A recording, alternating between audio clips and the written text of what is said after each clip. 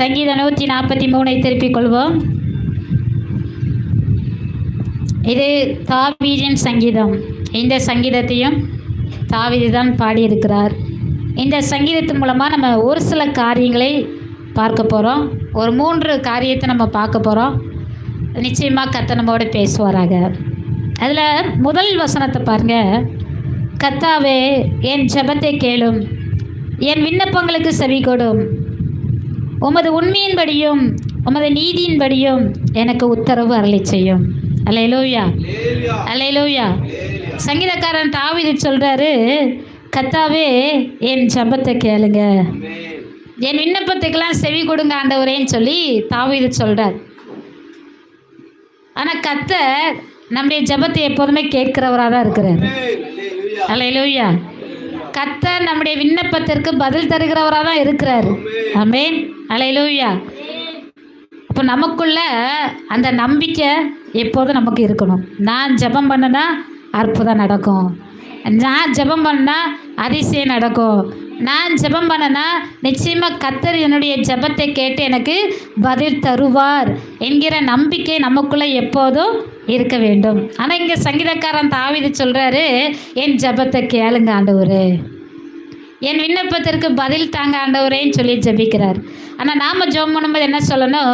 ஆண்டவரே, என் ஜெபத்தை கேட்டதற்காய் நன்றி, என் ஜெபத்திற்கு பதில் வந்ததற்காய் நன்றி செலுத்துகிறேன், என் ஜெபத்தை கேட்டு என் வாழ்க்கையில் பெரிய காரியத்தை செஞ்சதற்காக நன்றி. அல்லேலூயா.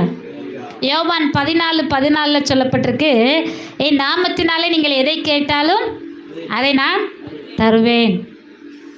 அவருடைய நாமத்தை கொண்டு நம்ம கேட்கும்போது கர்த்தர் அதை தருகிறவராய் இருக்கிறார். அதை நாம் நன்கு புரிந்து கொள்ள வேண்டும். அல்லேலூயா.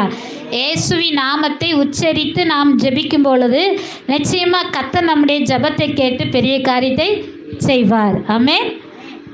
கடந்த வாரத்தில் கூட ஒரு சகோதரி குறித்து அதிகமாக பேசப்பட்டு கொண்டு இருக்கிறது. யாருன்னா ஜெமிமா. நியூஸ் பார்த்தீங்களா? உலக கோப்பை கிரிக்கெட் போட்டியில் ஜெமிமா வெற்றி பெற்றிருக்கிறாங்க. இப்போ இயேசுவை அந்த பொண்ணு மகிமைப்படுத்திட்டு இருக்கிறா.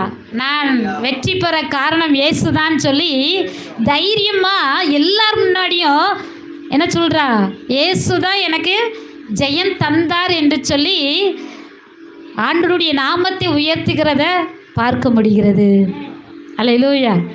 அதுக்கு காரணத்தையும் சொன்னான். என்ன அப்படின்னு சொன்னால், அந்த உலக கோப்பை போட்டியில் ஆஸ்திரேலியாவும் இந்தியாவும் போட்டி போட்டுட்ருக்காங்க.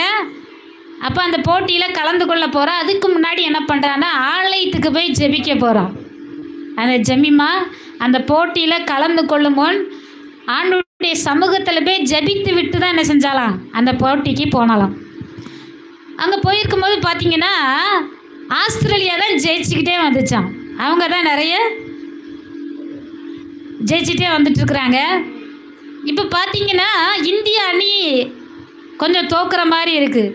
அந்த சமயத்தில் ஜெமிமா என்ன போகிறா, களம் இறங்குகிறாள். அப்போது ஒரு சோர்வான ஒரு தருணம் தான்.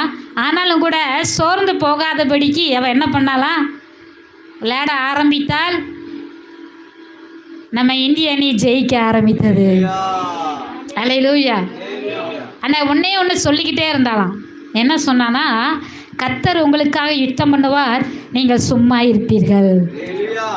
இந்த வசனத்தை சொல்லிகிட்டே இருந்திருக்கிறார். அது வெற்றிலாம் பெற்று முடிந்த உடனே, போட்டிலாம் முடிஞ்ச உடனே அந்த நிகழ்ச்சி தொகுப்பாளர் சொன்னாராம் அந்த ஜெமிமாட்ட, இது ஒரு எப்படி இருக்குன்னா கனவு போல இருக்குது. இது எப்படி இருக்கு? இது ஒரு கனவு மாதிரி இருக்குது அப்படின்னு சொல்லிட்டு இன்னொன்று சொன்னானா, ஆமாம், நீங்கள் விளையாண்டுட்டு இருக்கும்போது என்னமோ நீங்கள் வாயில் சொல்லிக்கிட்டே இருந்தீங்களே, அதான் நான் கவனித்தேன், என்ன சொன்னீங்க அப்படின்னு சொல்லி அவர் கேட்டார், நிகழ்ச்சி தொகுப்பாளர். அப்போ அந்த ஜெமிமா சொன்னாலாம், எனக்கு சோர்வாக வரும் பொழுதெல்லாம், சோர்ந்து போய் இருக்கும் பொழுதெல்லாம் ஆண்டவருடைய வசனத்தை நான் என்ன பண்ணேன் சொல்லுவேன். நான் சொன்ன வசனம் என்னன்னு சொன்னால், கர்த்தர் உங்களுக்காக யுத்தம் பண்ணுவார், நீங்கள் சும்மா இருப்பீர்கள். இந்த வசனத்தை தான் நான் சொல்லிக்கிட்டே விளையாண்டுக்கிட்டே இருந்தேன். நான் ஆளாக தான் நின்னேன், ஆனால் கர்த்தர் தான்